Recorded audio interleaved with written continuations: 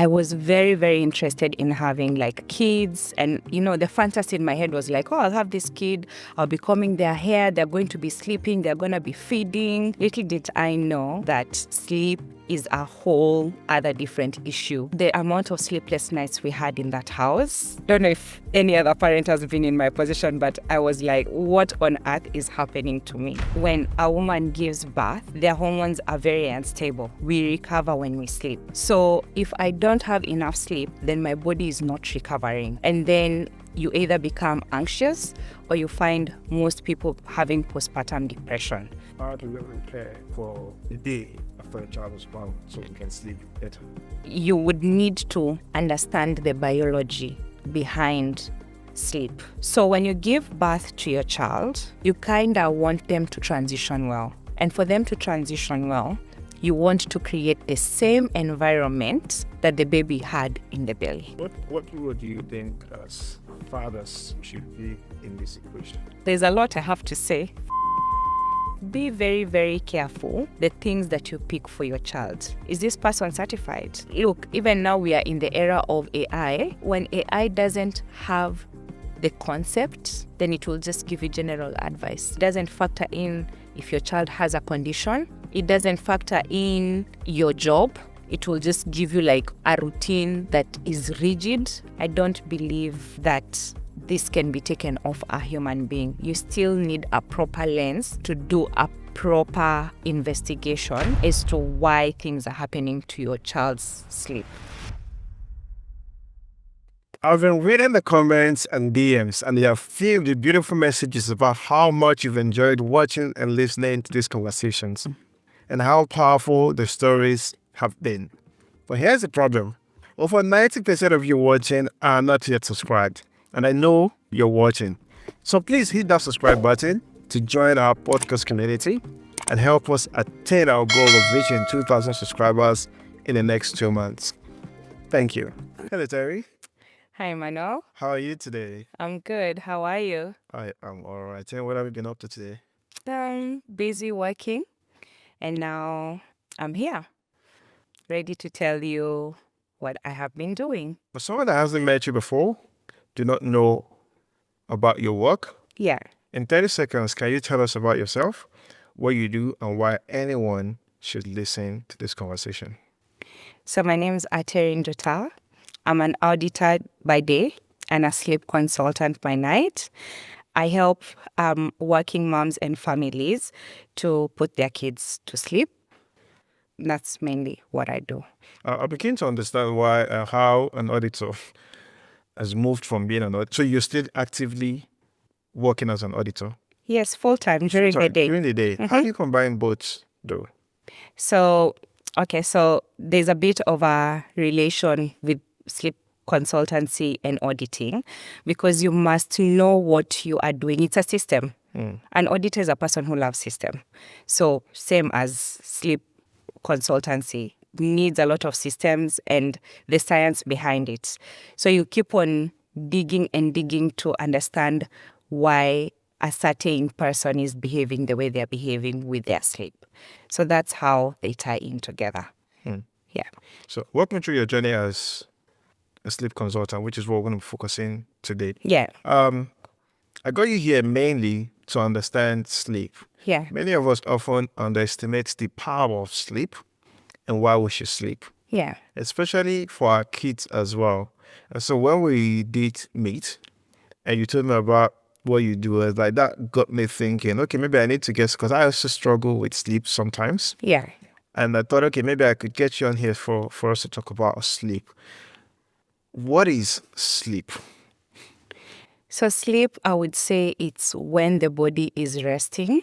And also, funny thing about sleep, your body is recovering. Even when you're unwell, it starts recovering when you rest properly. So if you don't rest, then it's very hard for you to recover. How did you go from an auditor Yeah. to being a sleep therapist? Yeah. And I like to know more about that journey yourself, the lived experiences. What is you've gone through? How did you come down to finding interest in becoming a sleep consultant? Okay, so when I think it was in 2001 when I was pregnant with my little girl and I gave birth to her. I was very, very interested in having like kids. And, the fantasy in my head was like, oh, I'll have this kid. I'll be combing their hair. They're going to be sleeping. They're going to be feeding. Little did I know that sleep is a whole other different issue other than feeding and everything.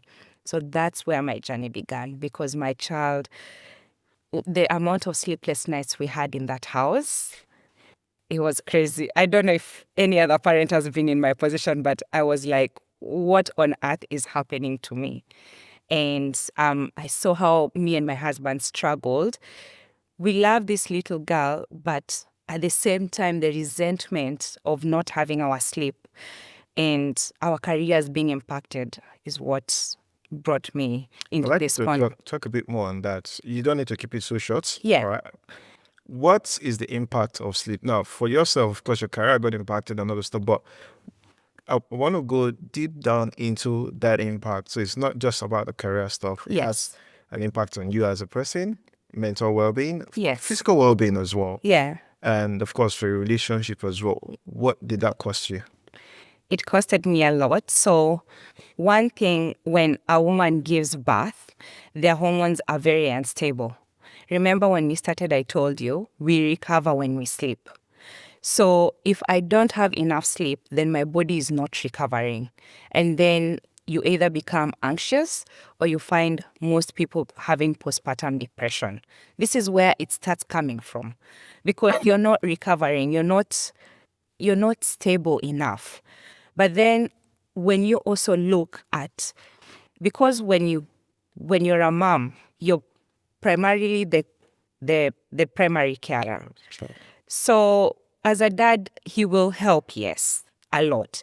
But you're the one, when you hear the baby crying, you wake up quickly. So it's more of you as the mom where the sleep is impacted. The dad, yes, they're impacted by hearing, but sometimes, I don't know, maybe I should ask you how it was with your children. It was your wife mainly waking up. Did you hear those kids? You could hear them crying in the background, but you just continue with the sleep. I didn't hear them.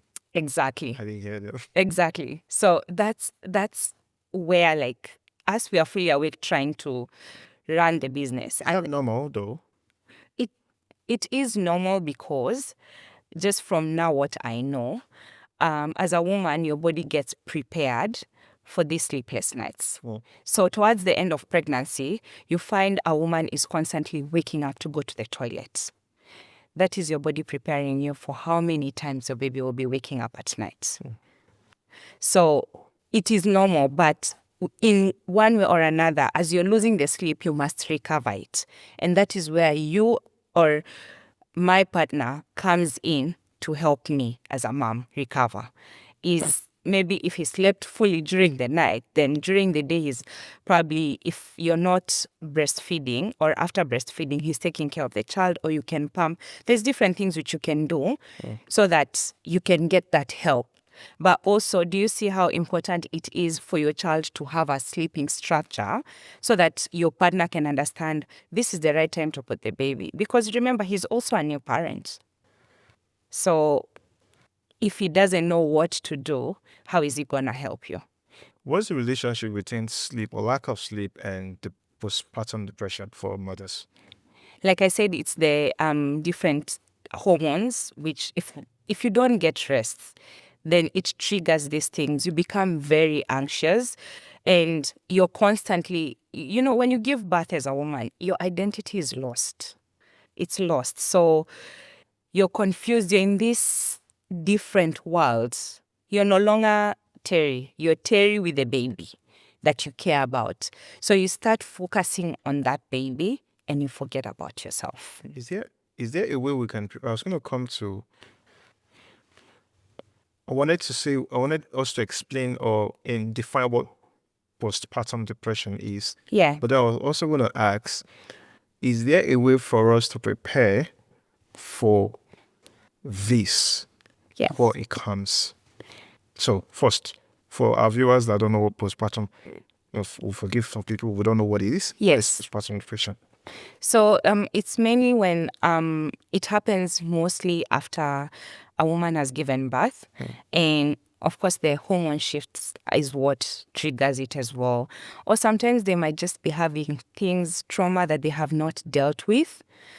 During this vulnerable time after giving birth, that's when it hits the roof. And then it starts disturbing you. You start seeing the instability. For instance, if there's a hole in a pipe, right? If you don't seal that hole, it will continue leaking. That's exactly how postpartum comes. If you had problems prior giving birth and you're not working on them, you're not seeing a counselor, or you're not actively trying to solve these problems, they're gonna leak into your postpartum. And I know there's people know, you probably know the first trimester, the second trimester, the third trimester of when a woman is carrying the baby. But what most people don't talk about is the fourth trimester. And that's where sleep is important. That's after you've given birth. That the first 3 months after you've given birth. So I will also answer you. You asked me if there's anything anyone can do to prevent these things. They asked for it. Yeah, to prevent such things. Of course, your well-being is important, but I think preparation is key. Preparation is key. So, for example, I do help parents and I support women who are expectant to understand what sleep is. It's one thing off your mental load trying to work out what you need to do, especially as a new parent. You probably don't know your child will not be sleeping. We all think sleeping is automatic. Sleeping is a skill like any other, and it needs to be learned. So, if we were to answer that question in one word, how do we prepare for a child for the day after the child is born so we can sleep better? It's not a one thing, it's a broad thing, but you would need to understand the biology behind sleep. That is how I can put it. Okay. Understand the biology behind sleep. And what is the biology behind sleep? The biology is, for example, you see when a baby is born, right? They come out of the mommy's belly and they were used to being there for the 9 months, right? So when you give birth to your child, you kind of want them to transition well. And for them to transition well, you want to create the same environment that the baby had in the belly. So for example, which is why we have these props over here. There's a sound machine inside there. Can I see what that is? Yeah. So we've got a sound machine here. Yeah. What does this do? That's a sound machine. So that produces a white noise. White noise. What's white noise? White noise, it does like shh. That's how inside the belly, when your blood is going through your vessels or your veins and everything, that's the sound which is produced. What's the science behind this? The science behind it is that when you put that on, your child still thinks they're in the belly. It's a transition phase, remember. You're trying to create it out of your belly. So you're trying to create that shh sound, which is what calms their nervous system and puts them to sleep. Not that, because I don't want to confuse our viewers that you just go and buy that sound machine and you think the baby is going to sleep. Okay. There's a lot more things which come with it, but one of them is that sound machine. I'll tell you something. So when we had our son, 2021, that boy wasn't sleeping. All right. And so I need to sleep. Yeah. Because I have got work to do. Yeah. So usually I'll take the baby when I get back from work. Yeah. To mommy and try to so mom can sleep. So for a couple of days and weeks, this boy wasn't sleeping. So I was Googling to see, okay, what can I do? One of the things I saw, someone said to me, oh, play this, something like a sound machine, but this YouTube, you find somebody's like YouTube. Yeah. Nothing was working. Yeah. So how effective is sound or that kind of sound in helping this child sleep? in helping. So let me dive deep into the science bit of this. Okay. So this methodology where there's the sound machine, Yep. and there's a swaddle and there's sucking, and the way you put the baby so that you can settle them, was a scientist called Dr. Harvey Kapp who came up with that. He was trying to recreate the environment in the stomach in the outside world. That's basically what he was trying to do. So this sound is one of the 5 S's. Remember, I've said swing? Swing. Swing, yes. Like rocking the baby. Okay. Or you can put them on a swing. Or you can be driving on a car. That bouncy effect of the car. I'm sure even you, when you enter the car sometimes, if you're not the one who's driving, Sleep off, yeah. you fall asleep. It's that rhythm.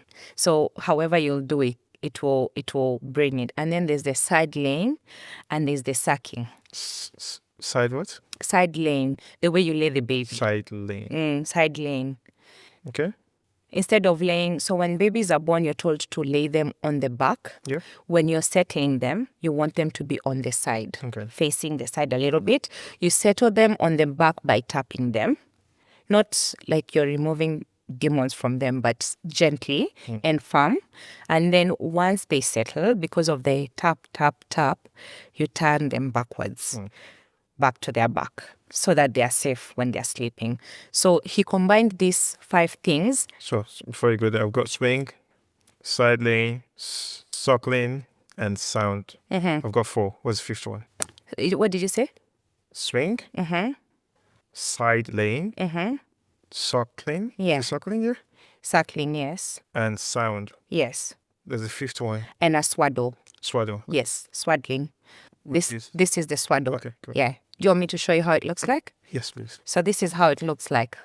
This is a swaddle. Yeah. And I'll explain to you what this does. Okay. This is a magic piece Okay. of sleep. Okay. Yeah. Right, you can go ahead. So I'll start with the swaddling. The swaddle, normally for a newborn, it doesn't have these arms open like this. It's usually closed. So there's something called the moral reflex. When a baby is born, they usually look like they're jumping off a cliff. It's like they're falling. It's like they're catching something. That's the moral reflex the baby is having. So you want to stop that, because sometimes they do it in their sleep, when they're sleeping, and then they're like, and then they hit themselves. And when they hit themselves, they're scared and they wake up. So you want to contain that. So the swaddle does that. And it acts as the womb. This is the womb. Remember, we are creating the same environment as the womb. This is the womb. So it will hug the baby together, and they'll feel like they're together. So that the moral reflex it won't wake them up. And then you will use the sound. You put the sound on for them to hear the shh, because then they can relate on the sound, because for 9 months, that's what they've known. And remember, you're transitioning them. So this, I swear by it, honestly. My 7-month-old is still using hers.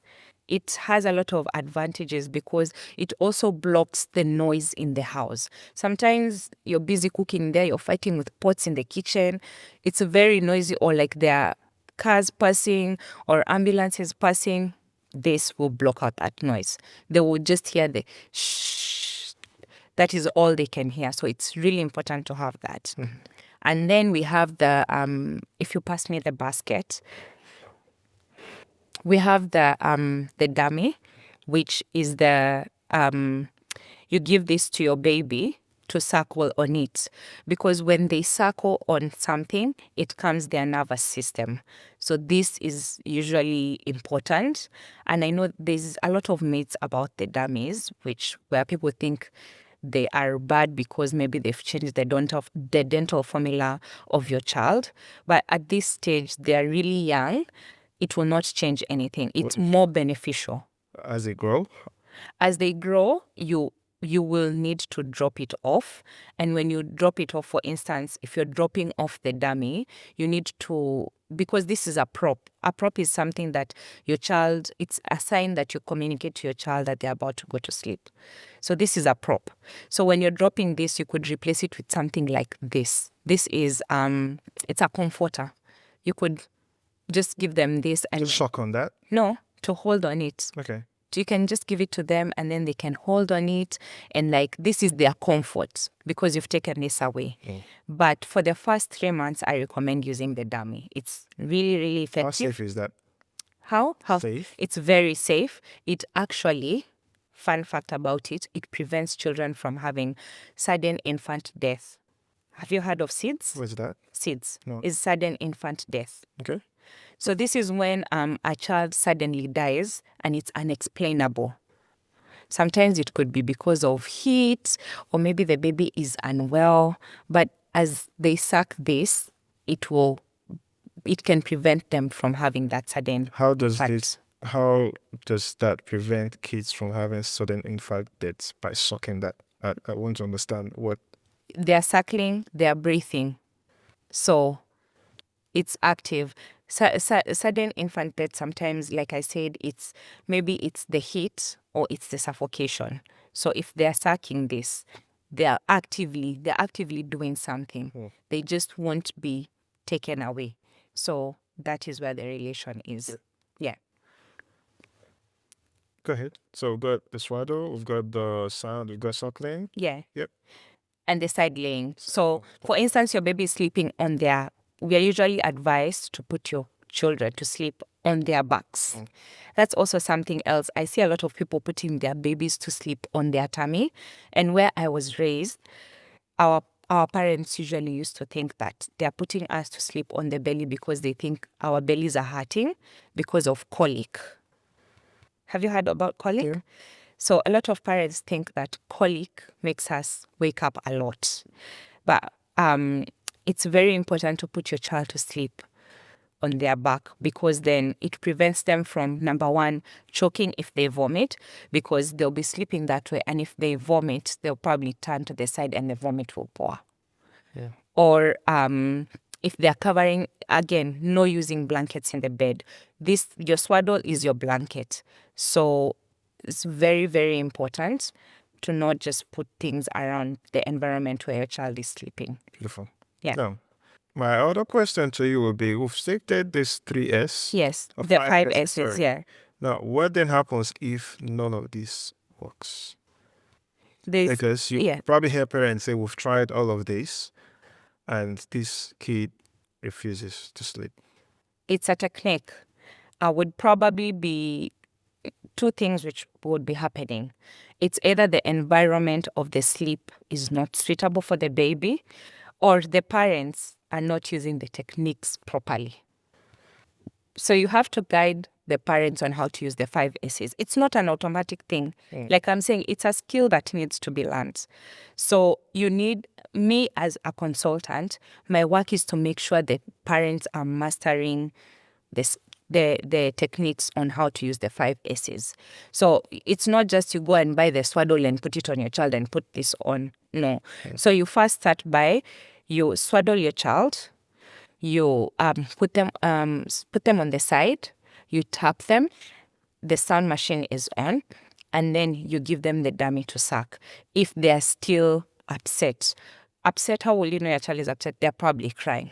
So the more they're crying, the harder you tap to comfort them. The slower they are crying, the gentler you become with the tapping. It sends to them a signal that we are coming down. So it's a technique. It's a technique.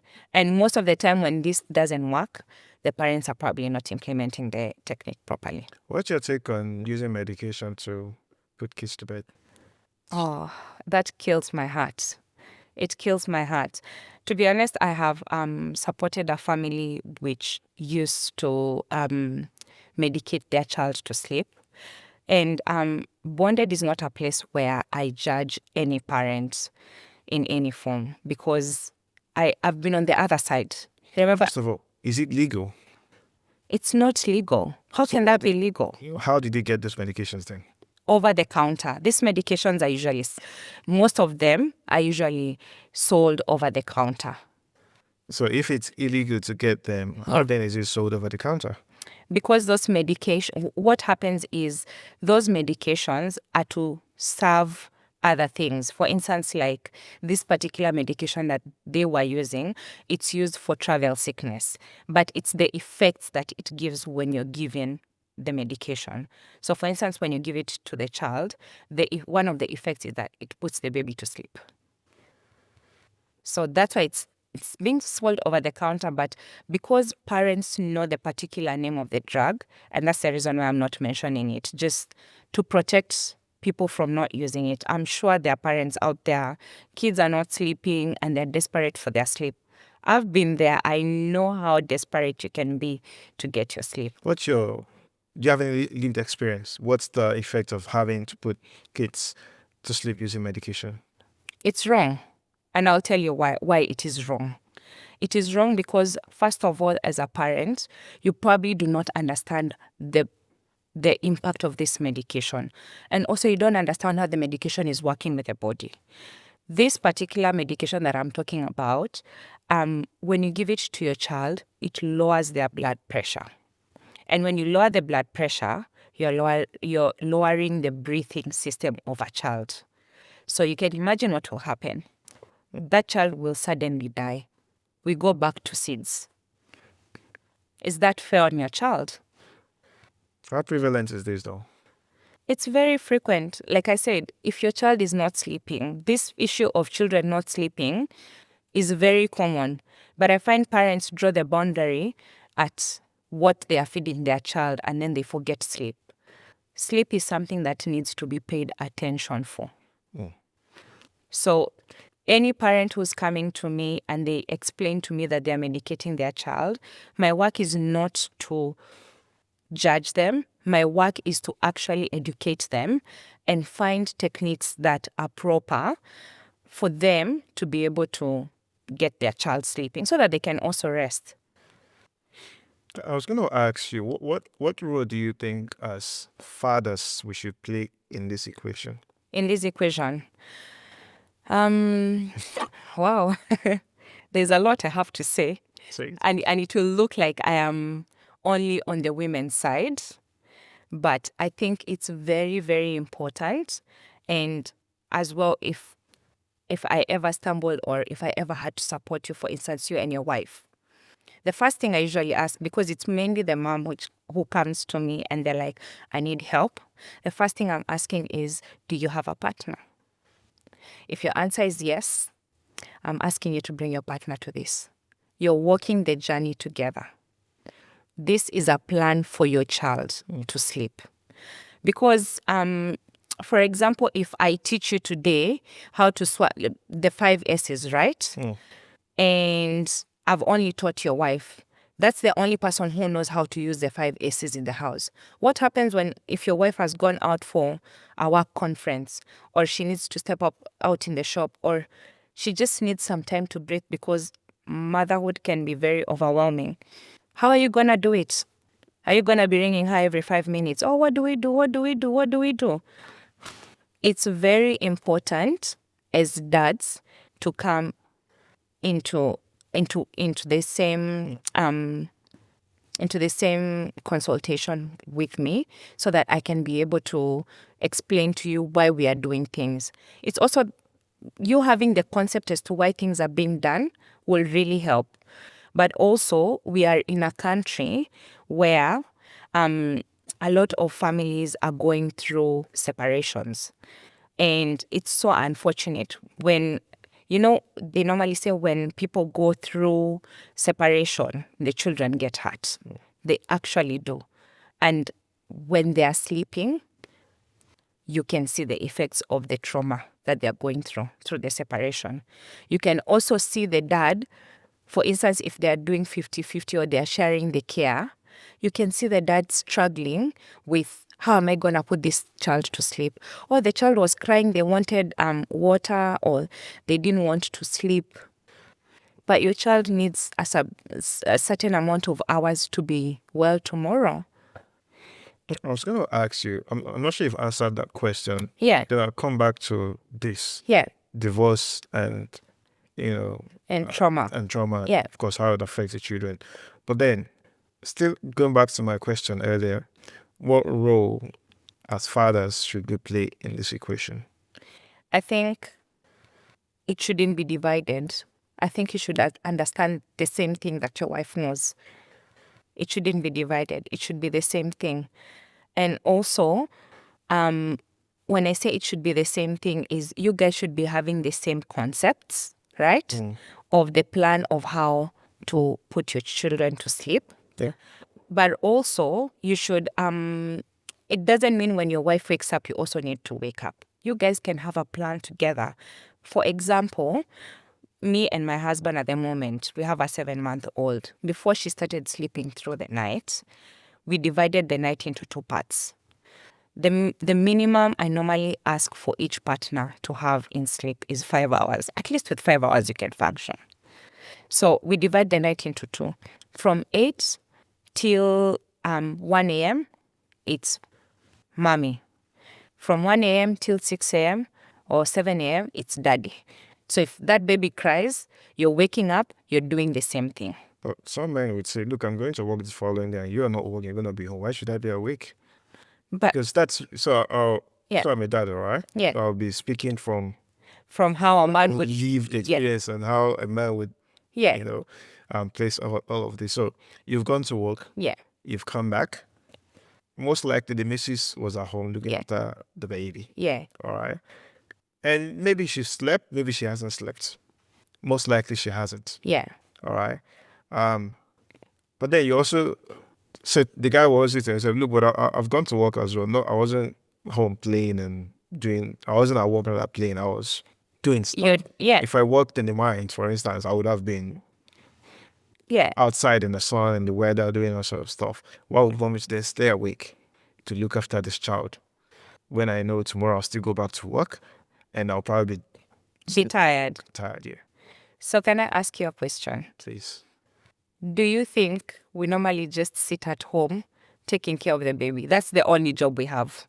I don't think so. And do you know how hard it is to take care of a baby when you're by yourself? It can be hard, yes. No, it's not. It can be hard. It is very hard. It's the mental load that finishes us. It's nothing else. It's just the mental load. It's the mental load. And I believe, like, you can't have 50-50 in a marriage or between a couple. You can't have 50-50 of the duties. Yeah. But at least you can support each other. Because my strengths might be cooking, and your strengths might be maybe fixing the showers. So you gotta use that. It's the same thing. You play tag together. If you're a team together, your child will sleep properly. It will succeed. But if you're not a team, when it is your turn to wake up, you're busy pretending you didn't hear the child waking up. Me, I know. I know because I've seen my clients go through it. I tapped my husband, he was snoring heavier than I've ever had. Because you do not want to help that woman. So it's very, very important for you two to work together. Because I also want to look at it from this other place. Yeah. From this other point, okay. Of course, the woman, the missus is struggling. Yeah. Yeah. What about we talk about the struggles the guy is having as well? Now, remember, he's also a first-time parent. Yes. Oftentimes, we assume that the child, the man, isn't going through the same trauma as I was watching yesterday. Yeah. Blue Therapy. Yes. On Netflix. Yes. It just came out and I was like, oh yeah, let's just sit. I was watching with my wife. And there's this young couple. Yeah. They just had their child. I don't know if you've seen it. Did you see it? No, I haven't. So they just had, very young, I would say they were between 22 and 25, 26. They just had a child. They were in a relationship. Yeah. By the time they were going to break up, I think they separated for a bit.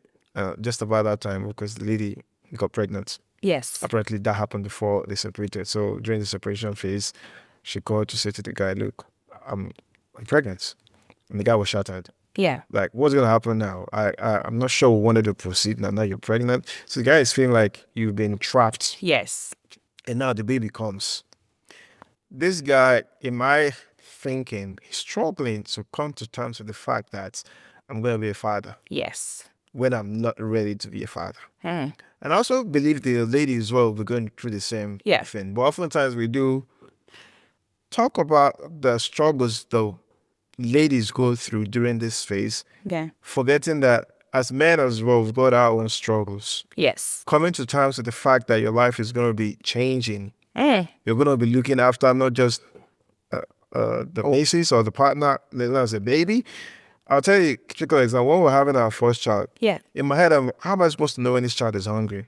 When this child needs this, when this child needs that? Like, it was a struggle I had because I was the first parent as well. So, point is, how do we look after or address the needs of men during that phase? Because I believe the man is also going through the same trauma in different way Yeah. as the lady. First of all, I don't think it's trauma. Okay. I don't think it's trauma. It's a season of life that has changed in a different season. And I do believe, yes, men do struggle.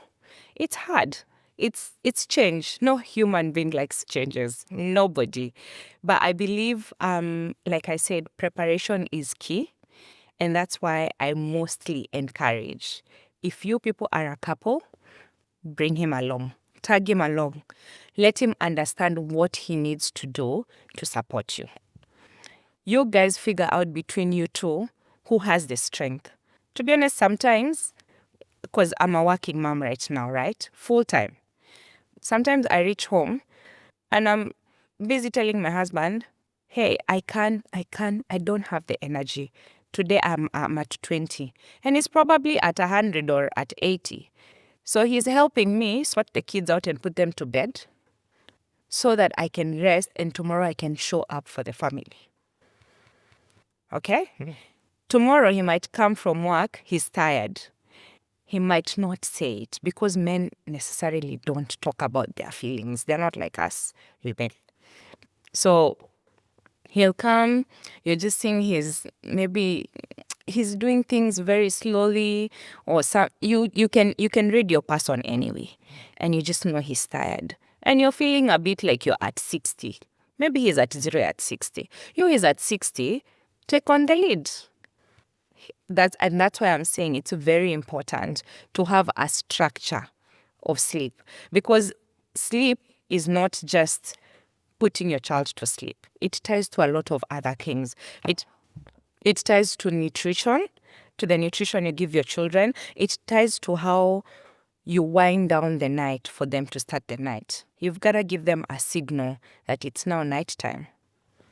Because a newborn doesn't know between day and night. They don't. It's the signals that you give them. So you kind of have to play tag to support each other. Yeah. I'm not saying the journey is easy for either mom or dad. No, it's hard. But you guys have to have a structure together. Perfect. Yeah. Thank you.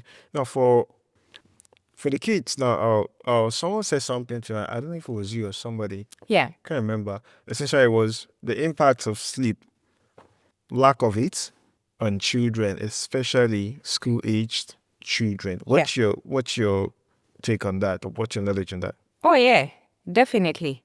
Big impacts. If your child is sleeping under 10 hours, that child is probably not concentrating in class.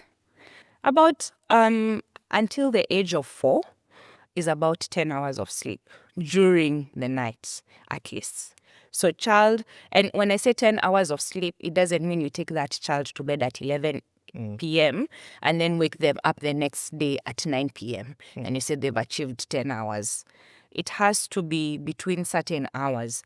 Again, this is why I bring my expertise and the science. So with the circadian rhythm, which is the body clock, around between 6 to 8 o'clock is when the sleep pressure is most. And so between that time, the latest, I think my 4-year-old, and she's now turning 5, the latest this girl goes to bed is 7. And we're not arguing or negotiating that, oh, mommy, I want to watch this one last thing. No. the television is off, they need to go to bed. They need to go and rest so that tomorrow they can be able to concentrate in class. Tomorrow, they're not throwing a tantrum. I know a tantrum is, it's normal for kids to have it. But for some kids, you can really see the child is going through that tantrum. Can you deduce or can you tell Yeah, from the looking at the child at school yeah, that has been sleep deprived, yeah. can you tell what's my question, Emmanuel? So many questions in my head. So this is it, okay. Yeah. There's a saying that says if a child sleeps in class, Yes. it means the parents isn't doing a good job. So for a child that sleeps in class, does that tell negatively on the parents or it's something else? I wouldn't say it ties negatively on the parents because that would be judging them. Sometimes these parents actually don't know. It's the lack of awareness. It's the lack of awareness that your child actually requires a certain number of hours at night. It's also the lack of awareness on how to support this child to go to sleep. Because sometimes I see parents, especially of the older kids who know how to watch television, your child is watching TV until the last minute they're gonna go to sleep. Do you understand what that does to their brain? Their brain is active at night because those things they were watching is still in their head going. So I recommend 2 hours before bedtime. It should be a calm space. Dim the lights, no television. You guys can listen to music, but very soft music. Give them a proper wind down routine. Don't be sitting your child in front of the TV when it's about time to go to bed. Their brain will not shut. That brain needs to shut for them to sleep. Imagine yourself when you're stressed. Are you able to sleep at night when you have so many things going on in your brain? Are you able to sleep? Oh, is there a question? Mm. Yeah, sometimes I do. Some other times yeah. Most people don't because your nervous system is wondering what's going on. Yep. And that's why I'm saying sleep is science, it's biology. That brain needs to stop. Yeah. What is sleep apnea? Sleep apnea. So sleep apnea is it's a medical condition that mainly occurs in people who have like big tonsils or they have big adenoids. And sometimes, recently I discovered it's also the tabinets. The tabinets are in the nose. Those little holes in the nose, sometimes they can be really tight. So sleep apnea is the blockage of the airway when someone is sleeping. Deadly, is it? How? Deadly. It's really bad, to be honest. It's really bad. Lived experience now. I can explain it from an older person's age, and I can also explain it from my child. My child just recently went through surgery for that. She used to mouth breathe a lot. And then in her sleep, you could sometimes hear her choking because there's not enough air going through. So sleep apnea can actually kill. Rare cases, but it can actually kill. So sometimes in sleep, the problem is not clinical. The problem is not medical. Hang on, what am I saying? The problem is not behavioral, and it's not that there's not good sleep hygiene which is being practiced. The problem might be medical. Sleep apnea. Sleep apnea. And many other, there's a lot of many other things which affect sleep, like conditions, but sleep apnea is one common one. And just talking from like the current cohort of mothers that I support and just other mothers talking to them, a lot of parents, I'm hearing them, their kids are going through the surgery. It's very common, but I think people don't notice it. And examples of sleep apnea is you'll find a child is either mouth breathing or they're in the room and you can hear this child breathing. You're in a room seated opposite someone and you can hear them breathing. Or they wake up tired. It's not, remember when I was telling you, when a child is seeming tired in school, it's not necessarily that the parents are parenting wrong. It could be a medical problem. Maybe the child is struggling with sleep apnea and so their sleep is distracted. Because imagine if your airway is obstructed, maybe 8 hours of your sleep. So you probably slept 2 hours. Of course, I'm going to be cranky tomorrow. Yeah. What's...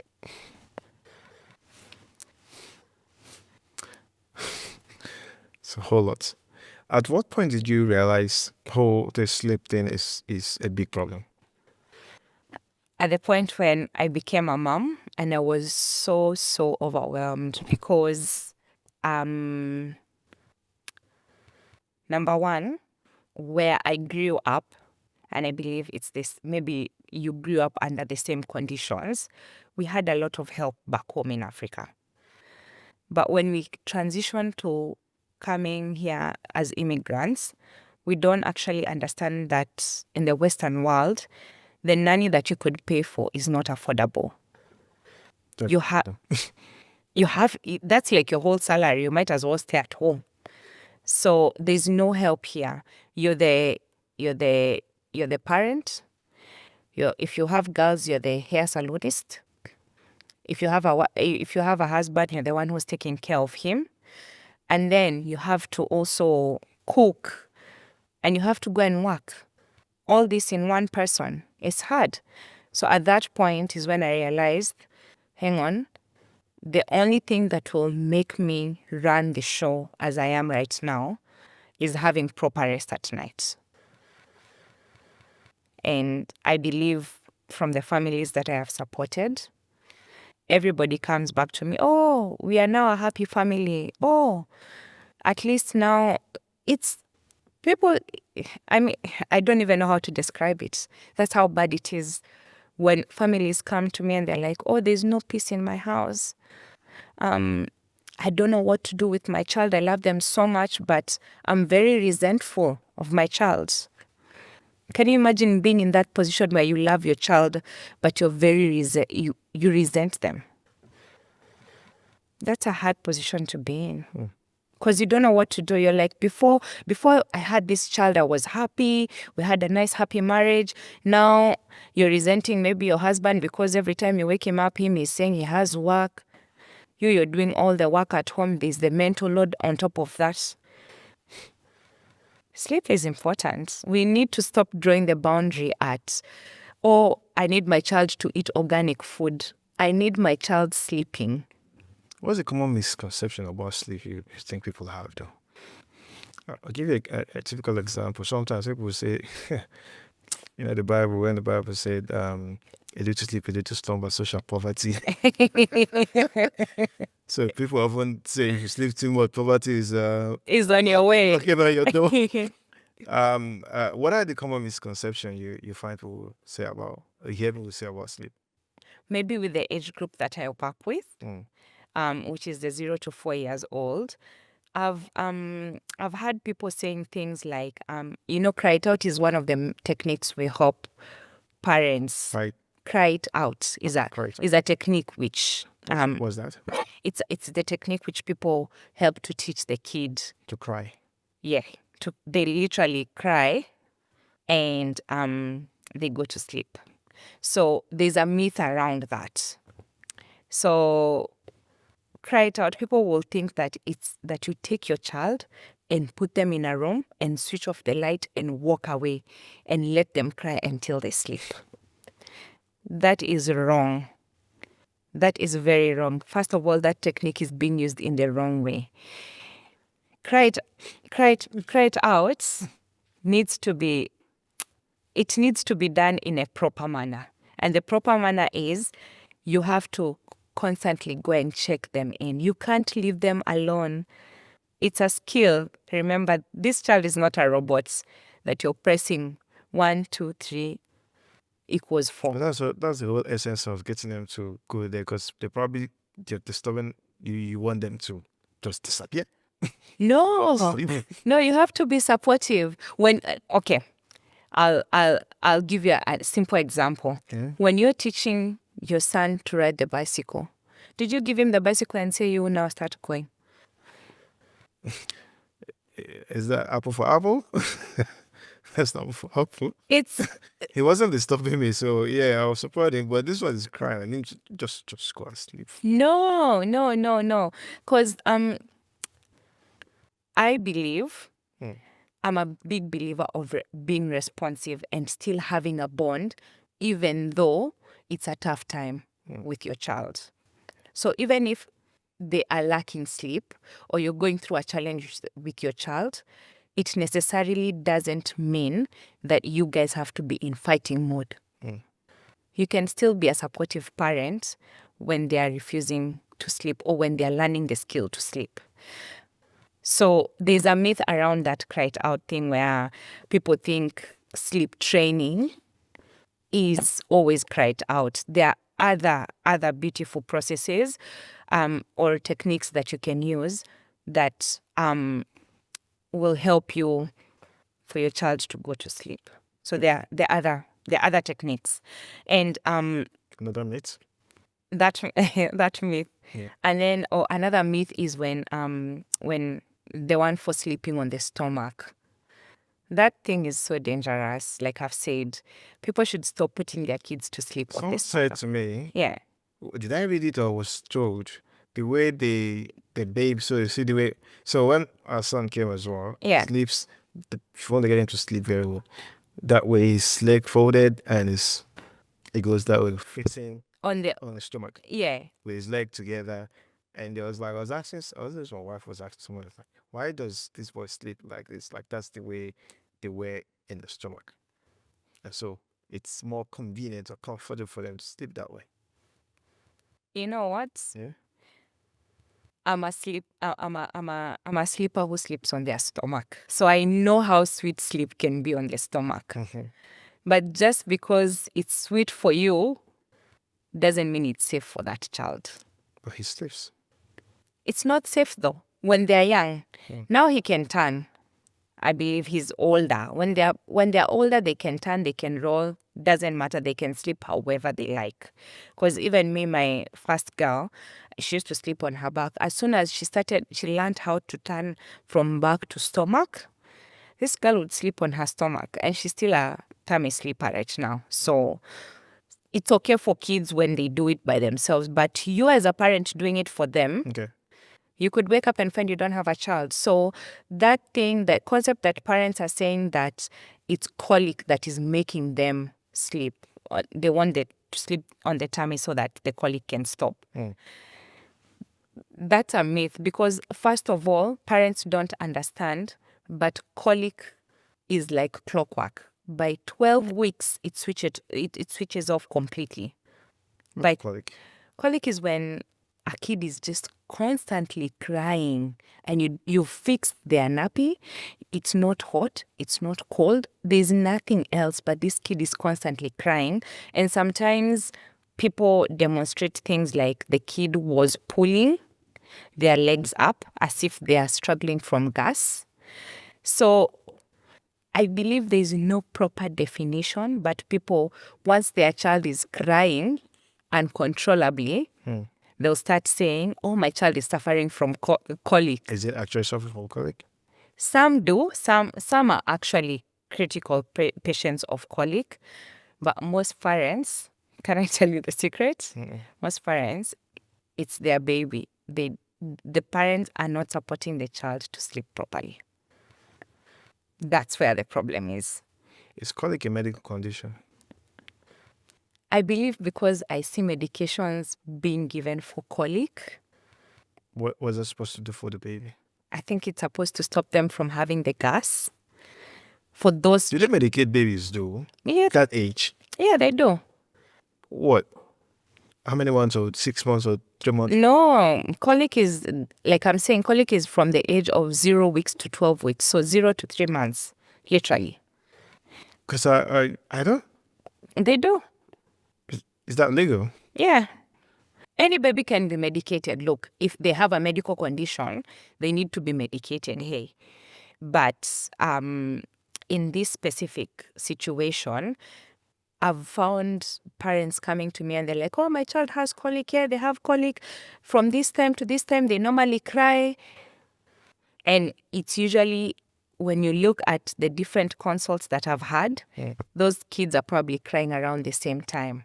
And that time is normally called the witching hour, whereby like the kids like from like about 7 to around 6 to 9, kids will cry as if there's no tomorrow because maybe during the day they didn't. You see, sleep is a balance. If the naps during the day must support the sleep at night. Yeah? Must support the sleep at night. So if the naps were not enough or they were too much, then it will not support the sleep pressure.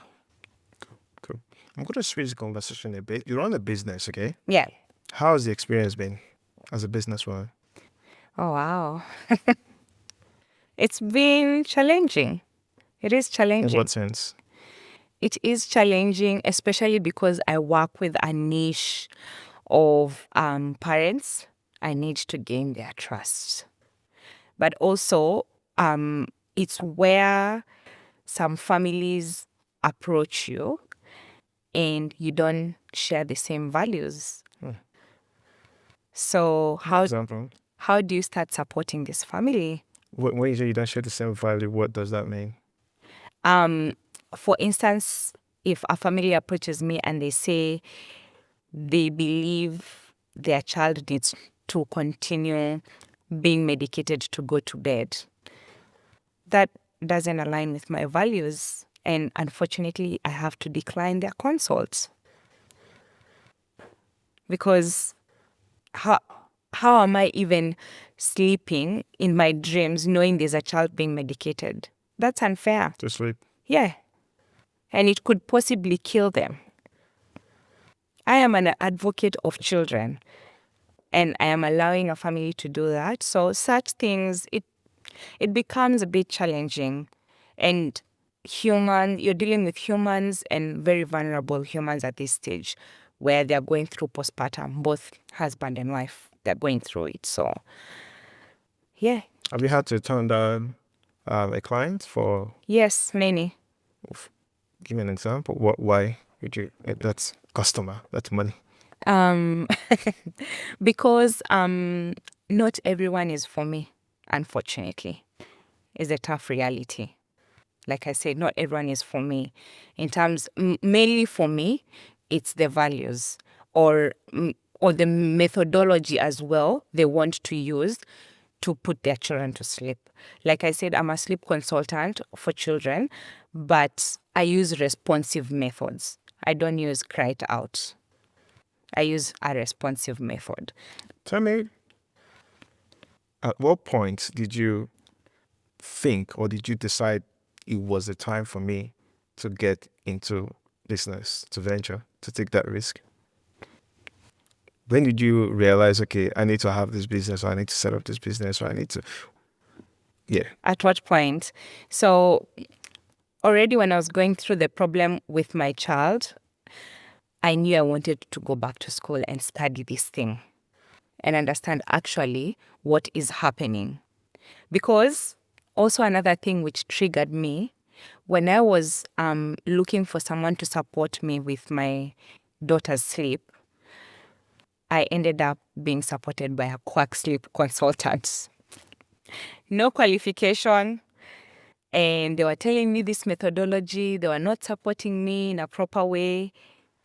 And when I came to realize, they had nothing. So another thing I also tell parents, be very, very careful the things that you pick for your child. Is this person certified? Does this person have the qualifications, or they have? Look, even now we are in the era of AI. People are Googling these things. And you know what AI does? AI will tell you, oh, you do this, this, and that. But when AI doesn't have the concept, which is what I come to do as a consultant, then it will just give you general advice. It probably does. It doesn't factor in if your child has a condition. Sure. It doesn't factor in your job. It will just give you like a routine that is rigid. It doesn't factor in if you have other kids, which matters. So it's a lot of things. So even in the era of AI, I don't believe that this can be taken off a human being. You still need a proper lens to do a proper investigation as to why things are happening to your child's sleep. One thing I've been, I guess, asking many people have had, especially for those that run businesses, Yeah. wanting to understand what led to that point. So, talk about courage a lot. It takes a whole lot for people to step out of the crowd Yeah. and want to do stuff differently, either by starting a business or leading a course or things like that. For yourself, courage, what does that mean for you? Courage for me, and if I'm to relate it to bonded bedtime, courage for me is to see women thrive. In particular, women that are going to work. I'm a career woman myself. Every time we go to the kitchen, if there's another mother there, the first thing they're going to say, "Oh, life is very hard. Yeah. You know, my little ones are not sleeping." Everybody is crying their child is not sleeping. Is there not proper awareness of sleeping children? I think so. And that's where I became passionate. And I just took the courage and I said, you know what? I won't be everybody's cup of tea, but I do understand the problems which working moms go through. What has this cost you, stepping out to do this? Wow. I would say imposter syndrome. It has costed me my imposter syndrome. Like there's always constantly the doubt of, am I enough? Are people appreciating what I'm doing for them? But again, when I work with a family and they come back to me and tell me, my child actually slept, or I meet, because most of my clients actually, we end up becoming friends, whereby our children even end up playing together. Yeah. Because their life is never the same again. One of my clients almost lost their marriage because their children were not sleeping. Twins. This one is crying, that one is crying. Here, the husband could not even run away because, there's another child who is crying. You can't ignore there's a child crying in the room. Two children crying. Mom is dealing with one, you have to deal with the other. So, yeah, I believe that's where my passion came from. And I was like, surely there must be a way for people to live and, feel like they have life back after having children. Because you know what? Between me and you, our children will grow up and leave us. But what happens to you and your wife when your children go? What happens? And thankfully here in Australia, they leave earlier than they would if you were in Africa. Exactly. What happens? They're gone. What happens? That gap between you and your wife, do you think it can be recovered after 16 years? It's really hard. So I just believe having a proper structure in your house, it benefits you. It benefits your wife, but it also benefits your children. You're giving them the best bets to make it in life. Because if you're to set up something, you need to set it up with the right bricks. If it's the wrong bricks, it's gonna break. Thanks so much, Terry Nduta. Thank you. It's been an amazing conversation. This is a very good place to end this conversation. Yeah. Thank you. I've had fun. Yeah, I've had fun. I appreciate the opportunity to come to your podcast, and I hope I will help one or two parents understand what they need for their children's sleep, or any working mom as well. I hope they feel seen. I hope dads understand how they can help their wives as well. Thank you. Yeah. Thank you. Is there anything you think we haven't touched? Not really. I just think sleep is a very wide topic. And it's very different for every family. No one shoe fits in all the families. So every family is very different. Cool. Yeah. Have any question for me? Yeah, actually. What triggered you to want to welcome me to your podcast? So the first time we spoke, I've never heard, I think I've heard sleep consultant, but I'm a very inquisitive person. Yeah. I am a very inquisitive person. I like to find out, one thing that I think I am gifted in is anybody I come in contact with, I want to know what you're doing. Yeah. And not necessarily because I need you to help me do stuff, maybe yes, but just to know for when I do need that. Yeah. And so I've got quite a number of people around me that I know they do one or two things. So if I've got someone that wants, I know someone that can. And so when we got talking to you, like, I do sleep consulting, like, what is that? And then you were, you're able to share with me, talk to me about what that is. I'll talk about my son as well. Yeah. Like, okay, maybe I might want to learn more about you. Yeah. And this podcast is first for me. So whatever conversation I have here, I'm selfish, I agree. It is first for me. Yes. But also I believe there are many other people that are like me that want to know about this.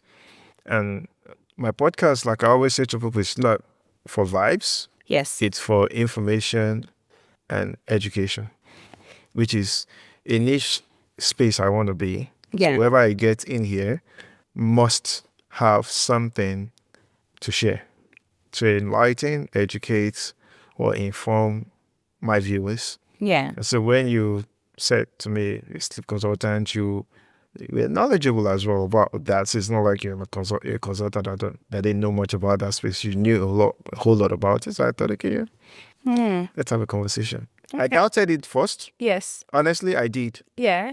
I doubted it first. Yeah. When I wanted to move the dates, Yeah. it was about, not totally that, but it was, okay, what am I going to be talking to this lady about? So because you don't know what is sleep. And then later when you like, I've already prepared, I was like, I'll just leave it. I'll go with the flow. Yeah. And then when we spoke the other day, I was like, I think we're good. Yeah. Yeah.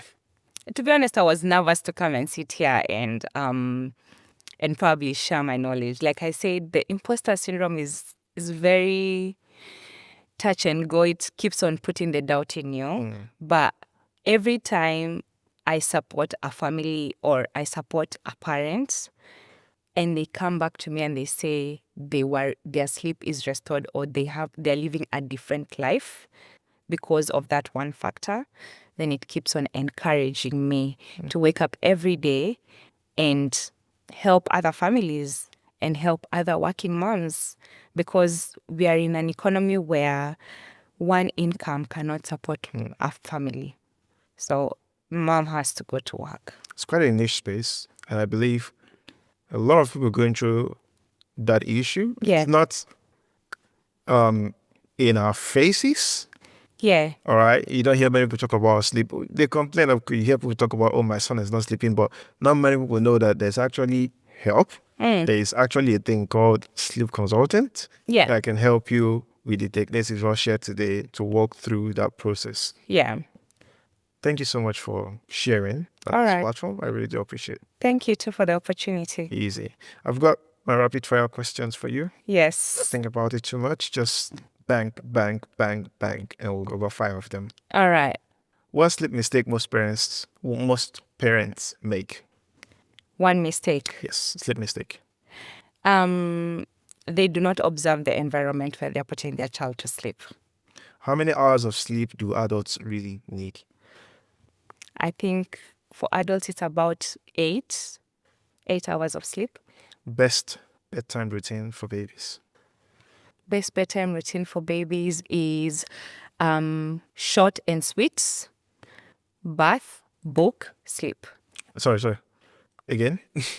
Short and sweet, bath, book, and sleep. What's a short and sleep? Sorry, I'm just... Short and sweet, it needs to be short and sweet.